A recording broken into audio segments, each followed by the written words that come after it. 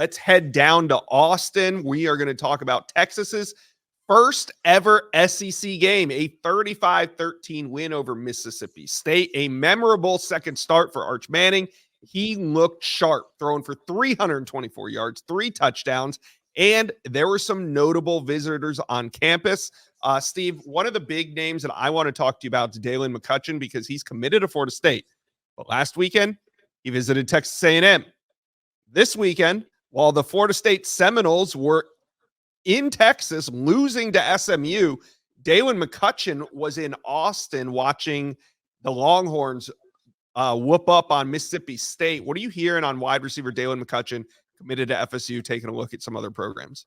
Well, he's obviously still working through his process and trying to get a sense of where he truly should sign come December 4th in the early signing period. And wide receivers, it's easy to see why they're attracted to Texas in that offense. Steve Sarkisian schemes great players open. They have a tremendous amount of success. It's a fun offense to play in. Receivers that play for Steve Sarkisian hear their names called high in the NFL draft. True freshmen are able to walk in and play right away, like a Ryan Wingo. So they put their young players in position to be very successful as well. We've seen that throughout the course of his career. Texas is rolling right now. They got a chance to make a push towards that number 1 class in the country. When you start talking about guys like Michael Terry, 5-star athlete still out there for them, Javian Hilson, number 1 edge rusher remaining on their board, number 3 edge rusher in the country. He's trending towards Texas on the on-3 RPM. That Alabama-Georgia game tonight, Georgia could play in another one of those in a couple weeks in Austin, and the recruit section is going to be just as strong as the one that we just saw at Alabama. It was absolutely elite in Tuscaloosa. So many recruits excited to get to Austin for that Texas-Georgia game. 5-star Michael Terry will be there for that one. But Texas, certainly able to impress Dalen McCutcheon tonight with what he saw, I would imagine. But that's every week with Texas and their offense right now. Yeah, no doubt. And what do you think? Texas A&M also have a shot to flip McCutcheon? Yeah, absolutely. They got a nice win too today against Arkansas. They're 4-1 right now. They're building.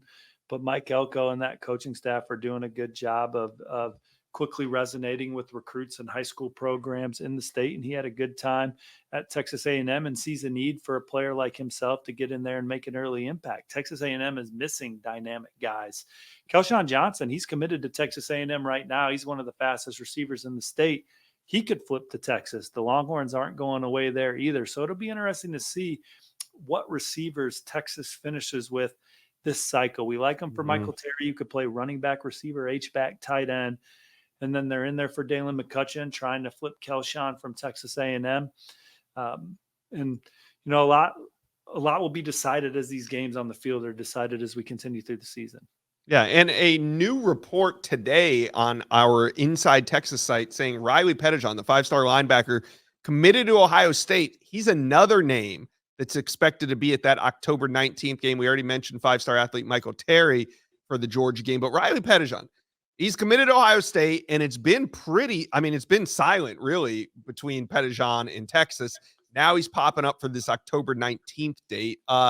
Is this a big nothing burger, or is this something to watch, down the road with Riley Pettijohn in Texas? No, we've talked about it right after he committed to Ohio State. And in the end of summer, we said Texas is going to come back around on these elite players in state that they missed out the first time. I would imagine they'll take another swing at DeCorian Moore.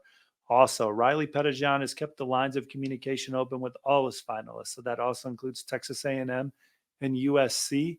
Time will tell how real any of that is because he's very happy with his commitment to Ohio State.